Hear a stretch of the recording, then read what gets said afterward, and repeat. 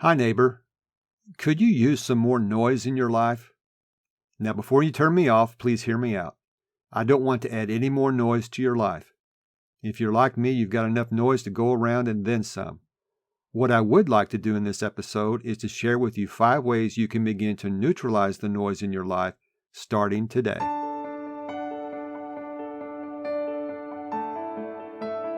Did you finally realize your dream of having a family only to have your happily ever after turn into a nightmare?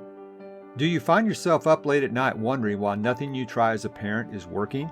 Are you searching for adoption resources and a support team but can't find any? Hi neighbor, welcome to Anchors of Encouragement. I'm Tim Maudlin, husband, adoptive parent, Bible class teacher, and the persistent encourager. I too felt the joy of having a family of my own, and I wished we could be like other adoptive families. I knew we were doing our best, but nothing seemed to work. And I kept asking myself, why is this happening to us? In Anchors of Encouragement, my mission is to throw adoptive parents a lifeline and be your anchor, to offer biblical mindset support and to provide stability when life gets unstable. If you're ready for real and raw talk that leads to peace beyond comprehension, so you not only survive but thrive in life's storms, this podcast is for you. Hope and healing are on the way.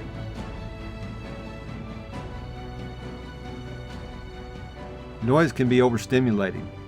It can be annoying, disturbing. It can be unhealthy. One of the anchors in this podcast is healthy boundaries. That's why I want to devote an episode to how we can neutralize the noise in our lives, how we can filter that noise out. Technology has afforded us some really cool ways to do that.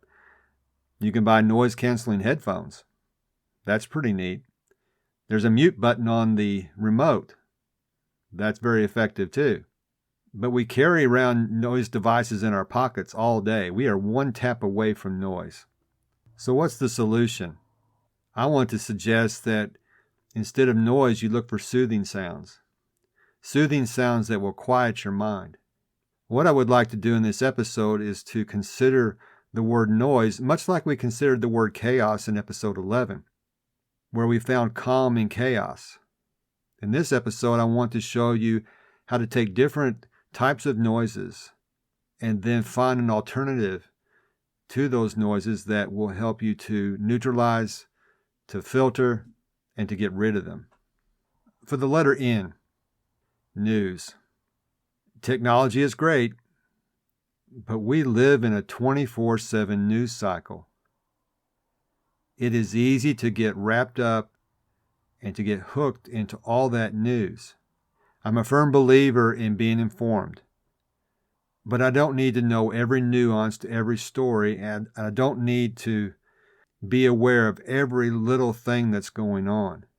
One of my favorite ways to neutralize the noise of news is to turn the TV off or turn my phone off and go for a walk in nature.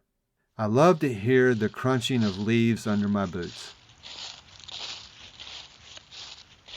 If I'm in a state park or a wooded area with a body of water, I love to hear the sound of a stream or a waterfall. I find those to be soothing sounds. They help me quiet my mind and to diffuse the noise. For the letter O, a term that's been around for a while, you're probably familiar with this, shiny objects. They can be noisy. If you're always looking for something new to discover, something new to talk about. This isn't a new phenomenon. In Acts 17, verse 21, Paul is in Athens.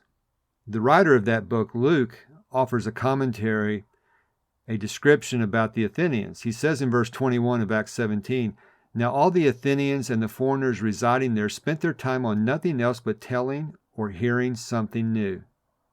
They sat around and just listened and talked all day. That's a lot of noise. How would you contrast that? What would be an alternative to shiny objects? I believe it's the old paths. Jeremiah 6, verse 16, "Thus says the Lord, stand in the ways and see, and ask for the old paths where the good way is, and walk in it. Then you will find rest for your souls." If I'm trying to process too many new things, my mind gets full of noise and I can't think straight. Jeremiah is telling us, truth is truth. Truth stands the test of time. Stand in these old paths. You will find rest for your souls with this. Sounds good to me. For the letter I, we've all experienced interruptions. People who want to talk over us, to hinder us from talking. It's annoying. It's noise. I don't like it. I'm sure you don't either. What's an alternative to interruptions? What's listening? Listening and receiving instruction. There's a great example of this in the book of 1 Samuel chapter 3 and verse 10. Samuel is a young boy, and God has not yet revealed himself to him. Samuel is under the care of his mentor, Eli. But one night he did. He kept calling out for Samuel, and Samuel didn't know what was going on. He kept going in and asking Eli, "Would you call me, Master?" And Eli said, "No, I didn't." But Eli was perceptive and realized God is trying to reach out to this boy. Eli gave Samuel some advice as to what to say. In verse 10, the next time God spoke to Samuel, he responded, "Speak, for your servant is listening." Wouldn't it be wonderful, instead of interrupting one another, that we would take turns and receive instruction? That will quiet the noise, quiet your mind. The next one, the letter S, shouting. Sometimes people who interrupt, they figure that if they just talk louder, if they shout over you, they will get their way. Again, that is annoying. It's noise. I don't want to hear it. I'm sure you don't either. What's the answer to shouting? It's a soft answer. Proverbs 15 verse 1. A soft answer turns away wrath, but a harsh word stirs up anger. I've seen this work time and time again. Someone will raise their voice. They will be shouting. If you remain calm and you respond with a soft answer, it will diffuse the situation. It will neutralize the noise. A soft answer is a soothing sound. For the letter E, as I'm recording this episode, we are just days away from the next election. I don't know about you, but this reminds me of several things we've already talked about. Elections are in our 24/7 news cycle. We can't help but hearing commercial after commercial. It's a shiny object because you have the candidates trying to pitch their platform in a new and exciting way. When they debate, when they talk to their opponents or about their opponents, they interrupt, they shout over. It's so noisy, I will mute the commercials. I won't answer the phone. It's just too much.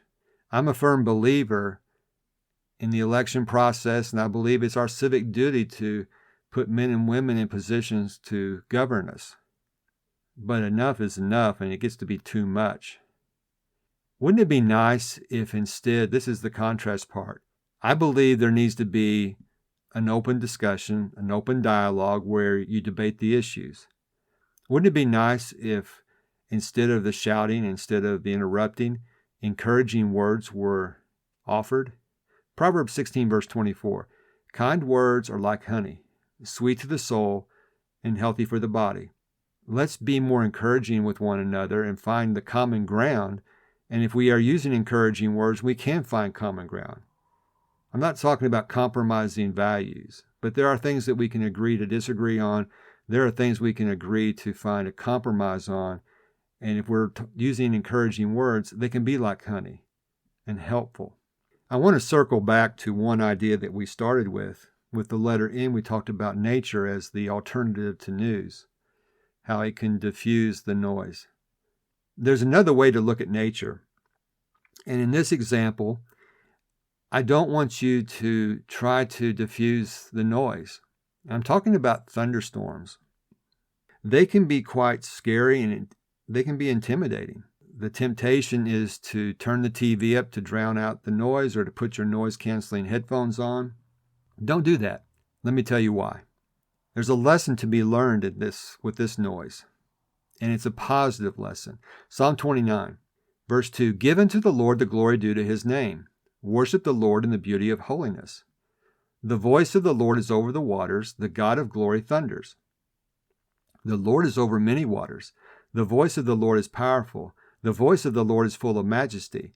The voice of the Lord breaks the cedars. Yes, the Lord splinters the cedars of Lebanon. He makes them also skip like a calf, Lebanon and Syrian like a young wild ox. The voice of the Lord divides the flames of fire. The voice of the Lord shakes the wilderness. The Lord shakes the wilderness of Kadesh. The voice of the Lord makes the deer give birth and strips the forest bare." The next time you hear a thunderstorm, you see the lightning, you hear the loud crashes, rather than try to neutralize that noise, let that noise speak to you and help you understand the power that is in the voice of God. That will help to put you in a mindset so that you can be more receptive to listening to his instruction. Let's get to your daily doable. I want to encourage you, if you've not already guessed, to neutralize the noise in your life. Now, I don't care whether you are an adoptive parent or not. I believe this applies to all of us.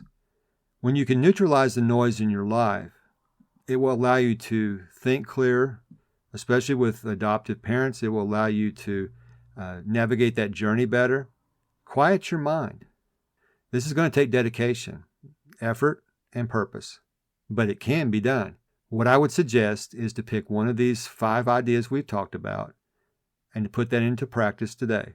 If you need a suggestion, turn the TV off, turn your news off, and go for a walk. Listen to nature. As we wrap up this episode, I would like to invite you to join our community. We have a private Facebook group, a noise-free zone, where you can come and you can listen. You can get encouragement from other adoptive parents. There'll be a link to that group in the show notes.